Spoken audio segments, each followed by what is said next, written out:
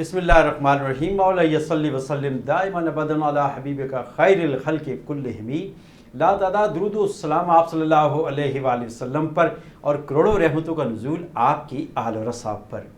अस्सलामु अलैकुम व रहमतुल्लाहि व बरकातुहू। नाज़रीन, आपका मेज़बान ज़ुबैर अलवी इस्लाम और हम प्रोग्राम में हाज़िर खिदमत है।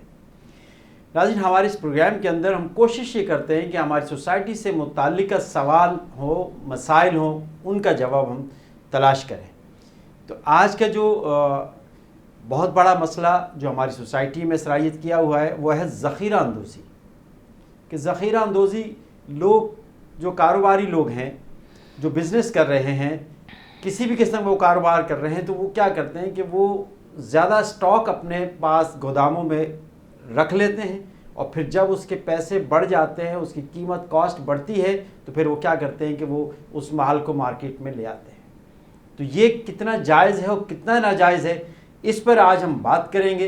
हमारे स्टूडियो में मौजूद है जनाब हज़रत अल्लामा सूफ़ी अब्दुल लतीफ़ हज़ावी साहब। आइए नाज़रीन, आपकी इनसे मुलाकात करवाते हैं। अस्सलाम वालेकुम। वालेकुम अस्सलाम व रहमतुल्लाहि व बरकातुहू। सूफ़ी साहब, कैसे हैं आप? अल्लाह का शुक्र है, अल्हम्दुलिल्लाह। जज़ाकल्लाह, बहुत शुक्रिया आपकी तशरीफ़ आवरी का। आज का हमारा जो टॉपिक है वो है ज़ख़ीरा अंदोज़ी। कि हमारी सोसाइटी के अंदर बहुत से ऐसे कारोबारी तबकात हैं, कारोबारी लोग हैं, वो क्या करते हैं कि वो माल को अपने गोदामों में स्टॉक कर लेते हैं। जिस तरह आपने 2-3 दिन पहले ही आपने देखा, टीवी पे खबरें आप देख रहे थे कि आटे की गंदम की बोरियां वो उन्होंने अपने गोदामों के अंदर ज़ख़ीरा की हुई हैं और इस साल भी की हुई हैं और पिछले साल जो साबका साल गुजरा उसके अंदर वो जो आटे की जो बोरियां थीं वो चूहे खा गए। अल्लाह, गंदम की बोरियों को चूहे खा। और यहाँ पर गंदम किस कदर आटा कितना महंगा हुआ। और अभी देखें कि इस आटे की खातिर पंजाब के अंदर कितनी ख़वातीन जो है कि वो हलाक हुई, मैं तो कहूँगा शहीद हुई, कि वो लाइन में लगी हुई हैं आटे की खातिर। और क्या आपने जो है कि उसको गोदाम गंदम को ज़ख़ीरा किया हुआ आपने, तो शरीयत क्या कहती है? बिस्मिल्लाहिर्रहमानिर्रहीम, सलातु व सलामन अलैका या सय्यदी या रसूलल्लाह, अल्लाहुम्मा सल्लि व सल्लिम दाइमन अबदन अला हबीबिका खैरिल खल्क़ि कुल्लिहिम। जी मेरे भाई, आपने बहुत अच्छी बात की है, बहुत अच्छी बात और बड़ा अहम सवाल है। और यही हमारे मुआशरे की समझिए कि एक अजीम नुकसान है। ज़ख़ीरा अंदोज़ी पहले हमें देखते हैं कि ज़ख़ीरा अंदोज़ी कहते किसको हैं और फिर इसका जो इस जुर्म का फिर जो नुकसान है, जो गुनाह है, वो क्या है। सही। मुतलक़न ज़ख़ीरा अंदोज़ी बाज़ चीज़ों का इस्लाम जो असल हुक्म देता है वो ये है कि किसी मुसलमान पर जुल्म ना हो। अल-मुस्लिमो मन सलिम अल-मुस्लिमूना मिन लिसानिही व यदिही। मुसलमान वो है जिसकी ज़बान और हाथ से दूसरा मुसलमान भाई महफूज रहे। बिल्कुल ऐसे। और मेरे आका का फरमान है कि तुम उस वक्त तक कामिल मोमिन नहीं जो तुम अपने लिए पसंद करते हो मा युहिब्बु लिनफ्सिही, वो वही चीज़ अपने भाई के लिए पसंद ना करो। ठीक है, बेशक फरमाया था। तो अब अपने लिए कौन पसंद करता है कि मैं भूखा मरूं? कौन पसंद करता है कि मैं रुसवा हूँ? कौन पसंद करता है कि मेरे घर मेरे बच्चों के लिए कुछ ना हो?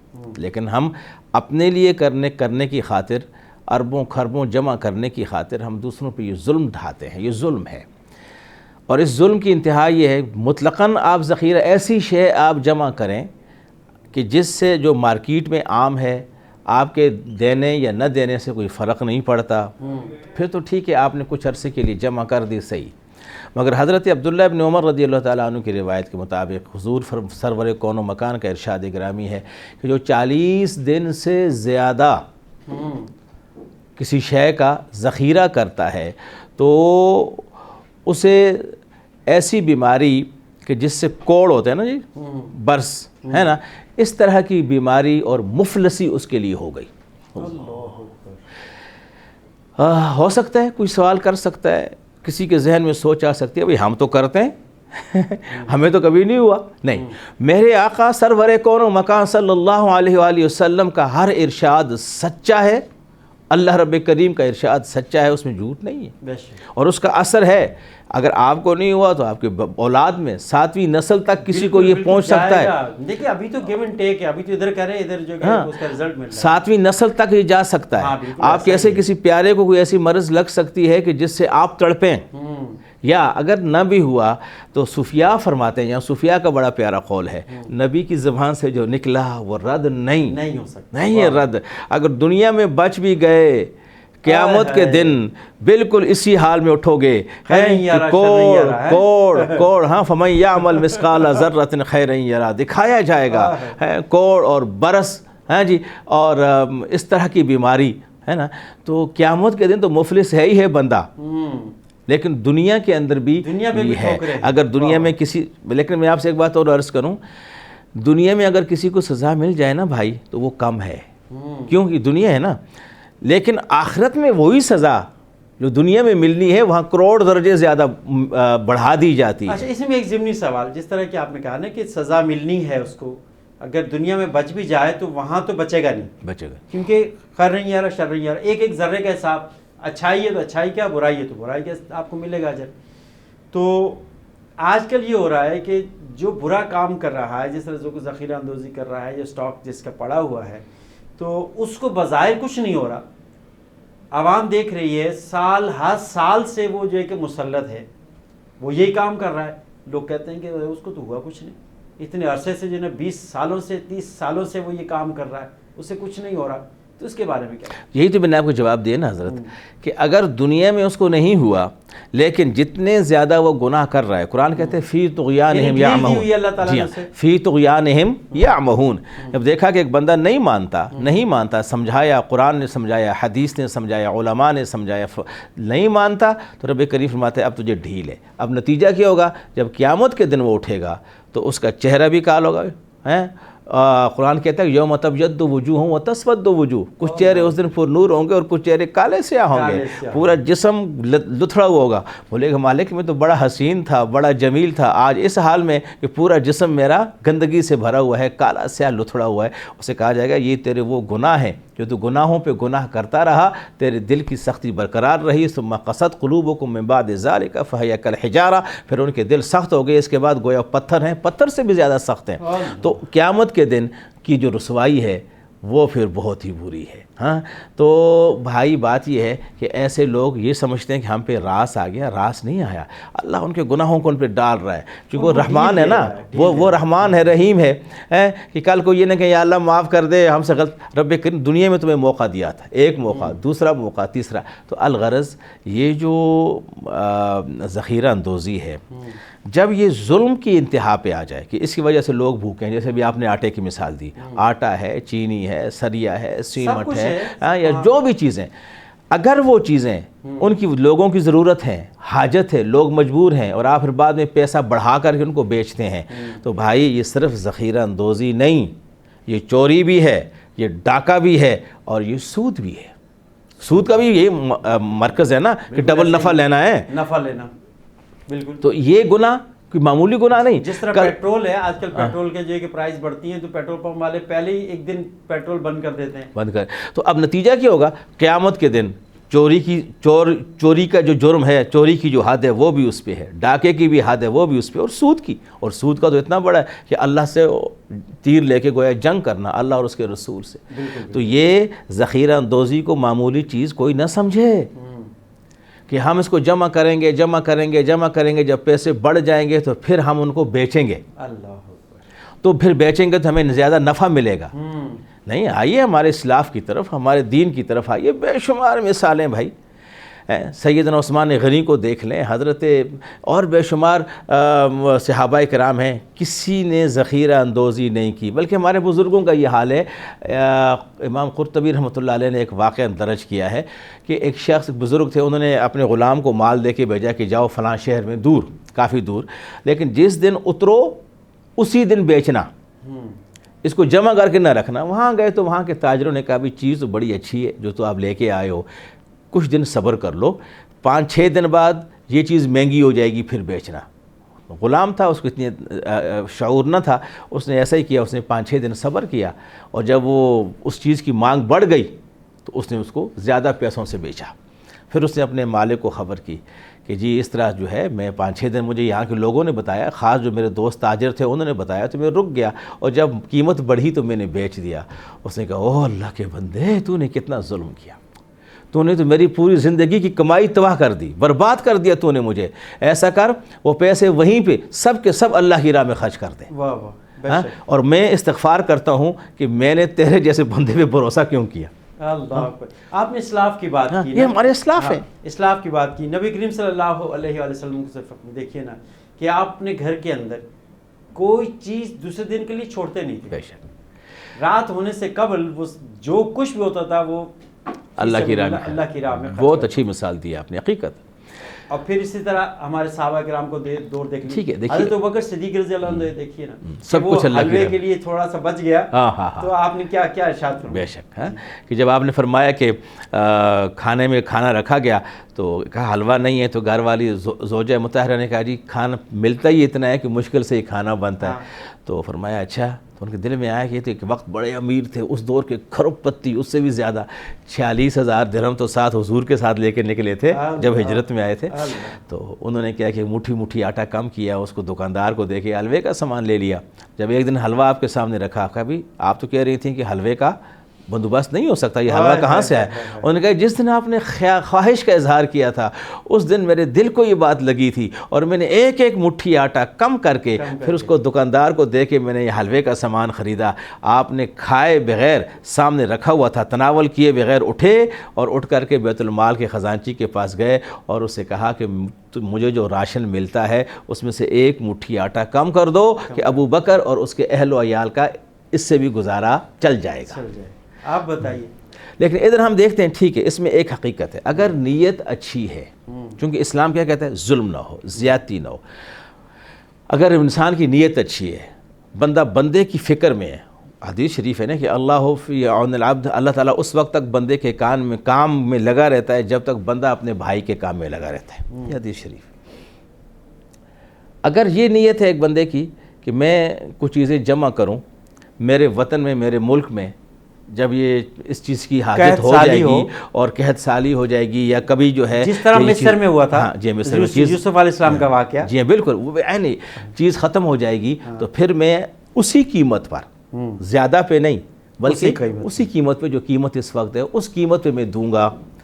ابھی بہت ہے, مارکیٹ بھری پڑی ہے, تو اگر اس نظریے سے کسی شخص نے کسی چیز کو جمع کیا تو وہ جائز ہے, کیونکہ وہاں بات کیا ہے, انما الاعمال بالنیات, اعمال کا دار و مدار کس پہ ہے, نیت پہ.